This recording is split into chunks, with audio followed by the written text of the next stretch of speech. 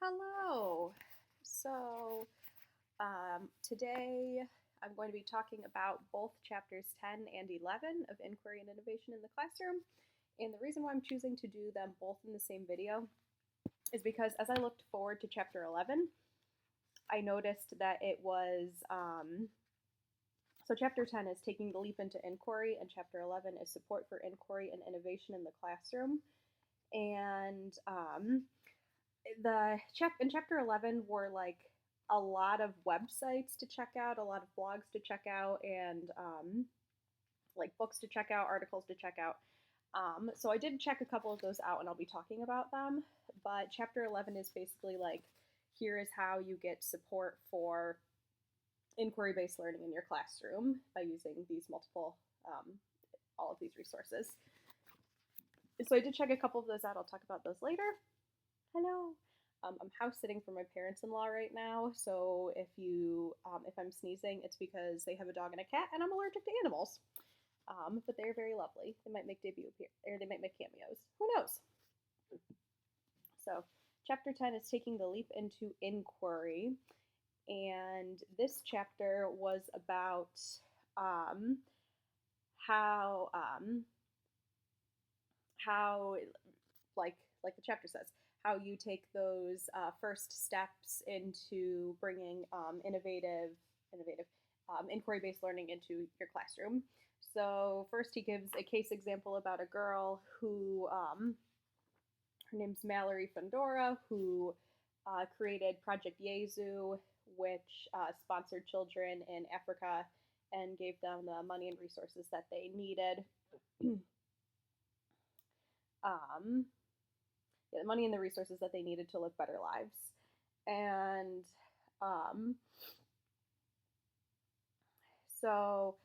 something that I pointed out here were so Mallory read the quote by Gandhi that said, "Be the change you wish to see in the world," and she wanted to be the change.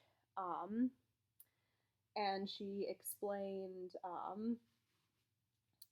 in a couple of paragraphs on page 112, she's like, people say that kids' ideas aren't feasible, or we dream too big, or we don't have good ideas, but I'm here to tell you that that's not the case. And I love that. It doesn't say how old she was when she started this project. And actually, I'm going to do a quick Safari search to see if it gives me information. Okay, so she was 11 when she got this started. So I think that this is incredible because it really gives, for people who want to bring this in their classroom, especially like kids. I mean, I have 11-year-olds next year. I have the 6th graders next year. So it gives the kids an example of somebody just like them doing something that made a really big difference. So I like that very much. So then the next section is taking the leap together.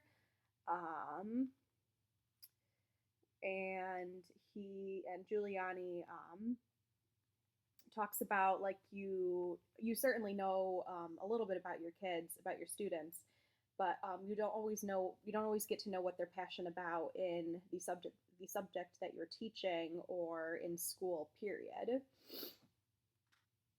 So I have written in the sidebar, you want to get kids creating in addition to consuming. Because I don't think, like, if, for example, in here, they students don't students stay consumers instead of becoming creators because we dismiss their passions as like frivolous or as like, oh, it's just a stage. So they play video games instead of making video games. They read comics instead of making comics. They watch reality television instead of filming their own videos. They listen to music instead of writing their own lyrics. So I would argue that it is important to get kids creating in addition to consuming, because the way that you get better at creating things is you keep consuming the thing that you're interested in. I've certainly heard that in the case for writers. I've heard something, it's like the 10,000 hour rule. Yes, it's okay. It's okay. the 10,000 hour rule, in which you need to do something for 10,000 hours in order to get really good at it. Um, so, I mean, you need to listen to lots of kinds of music to become a good writer. You need to read lots of kinds of books to become a good author. Play a lot of video games to figure out what you like and what works and what doesn't. Um, so I think it's important to do both of those things, to create and to consume. Um, Although I should put my money where my mouth is, because I certainly know that I am much more of a consumer than creator. Although I have made up, I've adapted a bunch of things for the music classroom. I've adapted a bunch of songs to suit my purposes for what I needed them for in the music room. So what else?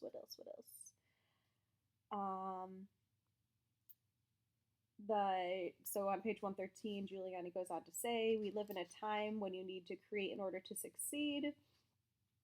What's going to separate one student from the other when applying for a job or an internship? It's going to be what they've done."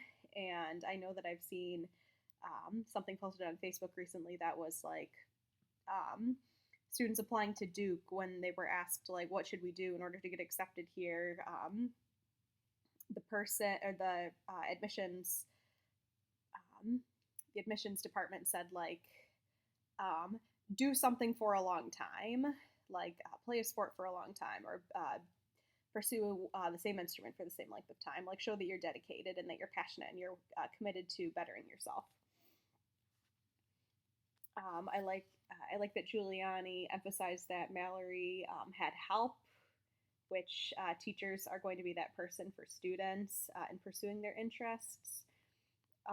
Create opportunities for students to find their purpose and explore their passions.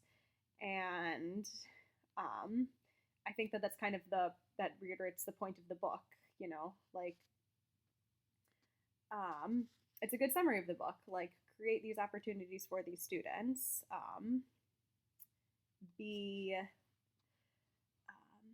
the person who inspires and gets them going and motivates.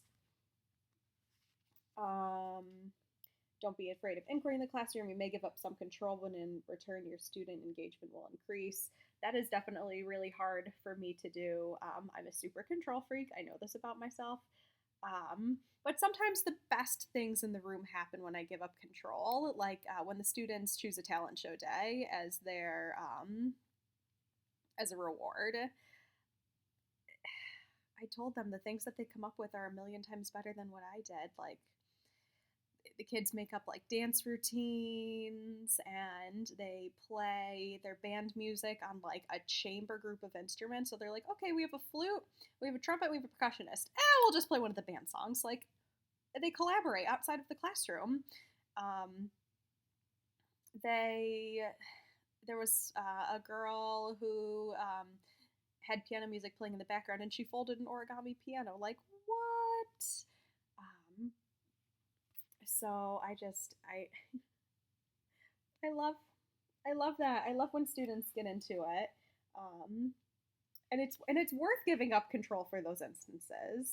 And that's just a me thing that I need to be more comfortable with.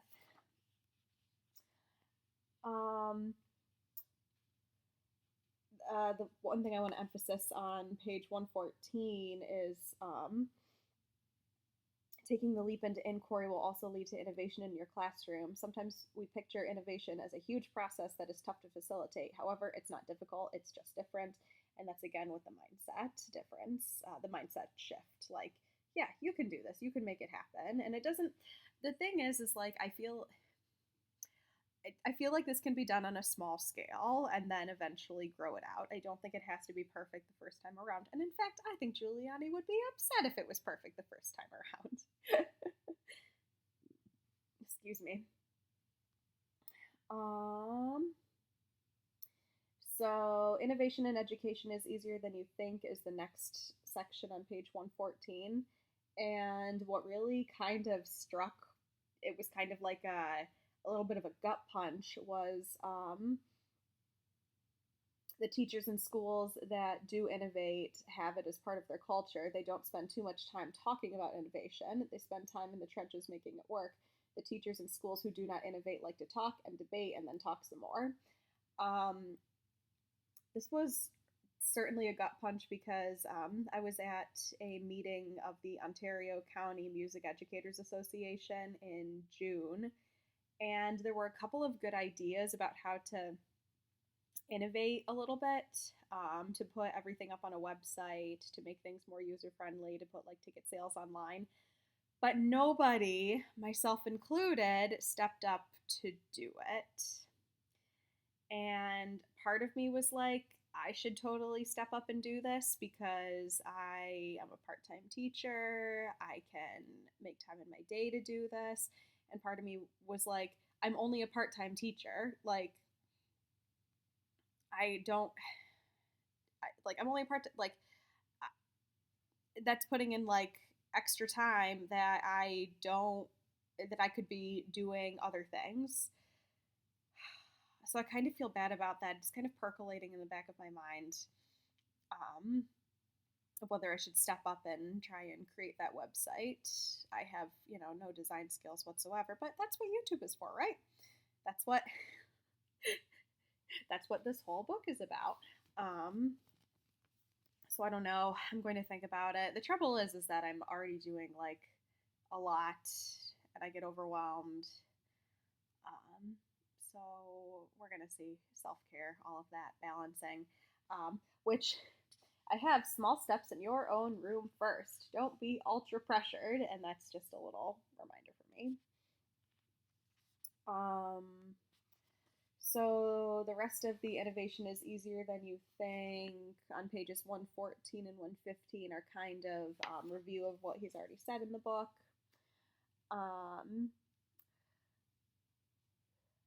So let's see. So want to change the way students learn in your classroom.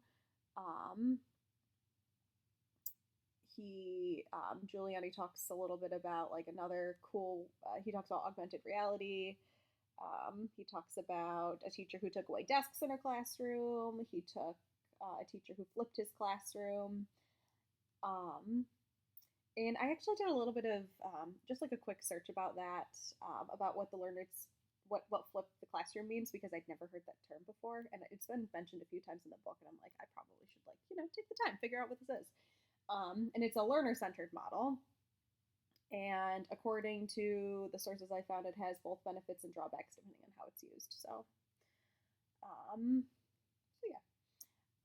Then he says, so what's my point? Make it easy, make it fun, make it a better experience for our students, and that's that's why we're in teaching. That's why I'm in teaching, to give students the opportunity to do things that I didn't get to do, and to make music, make them love music in a way that I did. Like, I loved music as a kid. Like, the experience that I had and the experience that I'm giving my students are different, but I was inspired by my music teachers, and I want to be inspired. I want to be an inspiration to them. I want them to really to love music and to really feel like they got something out of being in my classroom.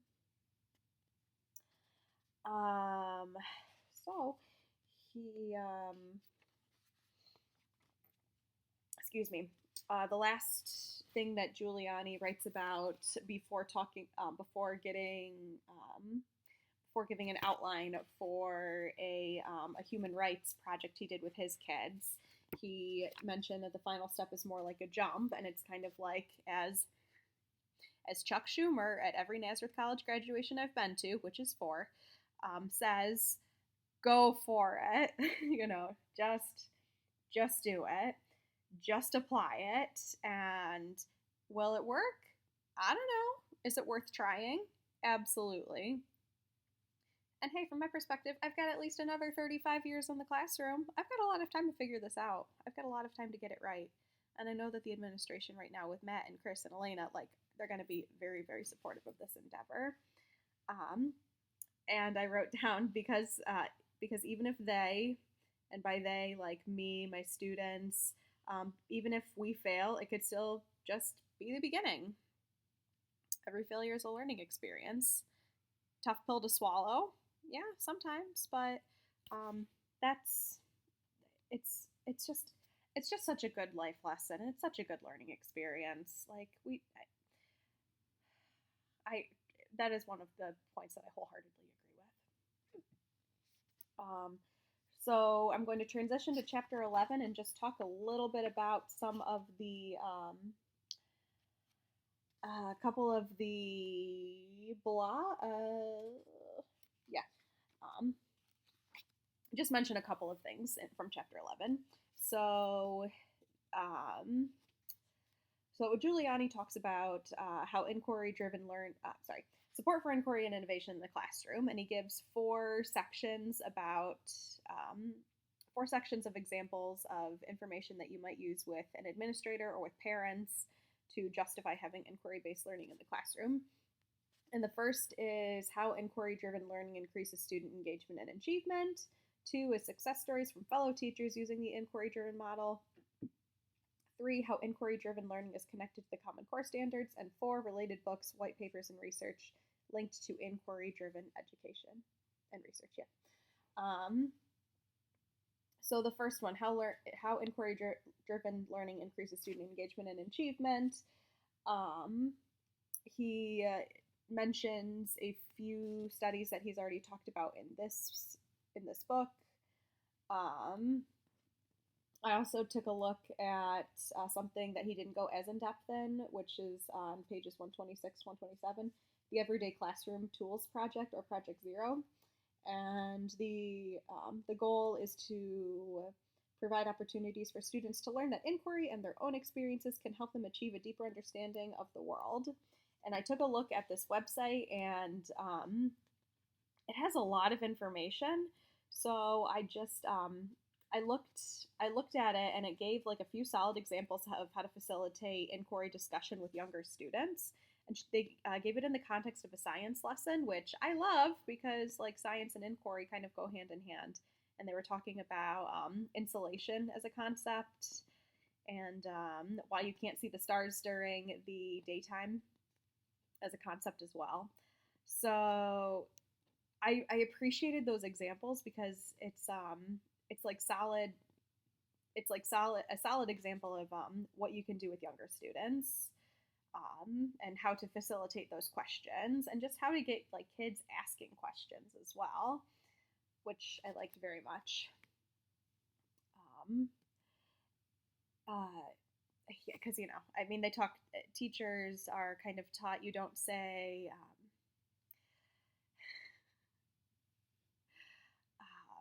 Sorry, my brain just split into 2 paths right there.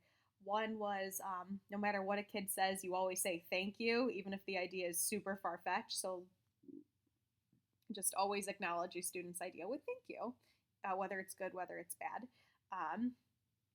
The second place that took me is I just need help like facilitating discussions and conversations, because that is not a life skill I'm particularly good at. I'm not one of those people who can talk to a wall, I have a lot to say, but like it takes me a while to like process information and then come up with an appropriate response to that person and ask like an appropriate question. So that's something that I'll have to do. And the second, go back. The second bit of the chapter, success stories from fellow teachers using the inquiry-driven learning model. I checked out 2 websites, and the first was my own Genius Hour, which is mentioned on page 130, and it was Joy Kerr. And oh nope, I'm so sorry. I have something written next to Joy Kerr's My Own Genius Hour, which was Joy will tell you that she doesn't do a full Genius Hour, but she does allow her students choice and inquiry, which makes all the difference. And as a sidebar, I wrote, good to know about and acknowledge. I had a hard time not doing things to the letter or adapting for my own purposes because I thought it was like against the rules. So when I did music teaching and when I did music therapy, I thought that like the songs had to be used in the way that they were written down. And it took me a long time to realize, like, there's no police that's going to arrest you if you take a song and you use it for like comparison contrast versus dynamics versus ABA form, like no one's going to arrest you if you change something to suit your own purposes. So I appreciate it because I feel like this is where it is enunciated that yes, it's something you should do, and yes, it's okay to do. Like, I feel like I need somebody to say like it's okay, like you can go ahead, you can do it. So I checked out for real. I checked out Denise Krebs, and on her website, she had on her blog, she's under Dare to Care. She has a slideshow on her blog with the steps to follow of how to set this up in your own classroom, which I thought was terrific. But I wanted to save the best for last because I went on page 129 and it was what's going on in Mr. Solares' class. And the description is Paul Solares does amazing inquiry work with elementary students. If you ever thought, oh, my students are too young for that, then check out Paul's site and his writings on inquiry and project based learning in the classroom. So I have mostly elementary students. So I'm like, okay, this is one I should check out. And let's just say that he has the coolest ideas ever. So he does what he calls passion projects with his kids, and like he has a YouTube channel where kids can subscribe and post their projects. Like they post their passion projects, and I watched a few of them. They were so cute and they were so wide ranging, and like you could tell the kids were really excited in what they learned and how they got there. And in addition, he has like an outline of something that of the steps that the kids followed in order to get to that place, and I'm like, stealing. And then the other two things that he does that are just so cool, nothing to do, or not, maybe not nothing, but different than how you might expect. So that when the kids read books, they tweet at the authors with questions that they have, and sometimes the authors tweet back. What a great idea! Like, even if you can't get the author to talk to your kids, like, what a cool way to connect with them. Like, that's incredible. And then he teaches his kids about like geography with mystery Skype, and they'll like Skype with a mystery classroom somewhere in the world, and they'll ask each other yes or no questions like, do you live in North America? Is your climate mostly hot? Are you east of the Mississippi? Do the Rocky Mountains pass through your state? Do they speak English in your classroom? Like, what a cool idea! Like, come on, whoever thought of that is a genius. Like, that's so cool. So I just had to do a little shout out on that because I thought it was terrific. And then the third part is connection to Common Core standards, and I already kind of talked about that in a previous video. And then the last bit was that he gave other resources, so related books and articles, and I did put a couple on my wish list. I put Drive by Daniel Pink and The Element by Sir Ken Robinson, and the rest were not available on Overdrive, so I'll have to check them out from my library. So that's the end of this book. That's a wrap. Overall impressions were, I have a better idea of how to go about implementing this in the classroom. I feel okay about adapting it now. And I feel kind of empowered to do some of this on my own. And I think I want to, I think I have an idea of a project that I'm going to do as a model for my students. I'm reading an Andrew Lloyd Webber autobiography right now, and I might make like a greatest hits playlist based on his musicals. So I'm pretty excited about this. This book has led me to sign up for the Gary Brooks Talk and to sign up for an ed camp in Waterloo and to find some I found music teacher blogs. I found a music teacher podcast. Hello. This gets me really excited to start the school year, to um, starting small, starting by doing it as just a unit for the sixth graders, and maybe for like implementing choice when I can, with the younger students as well.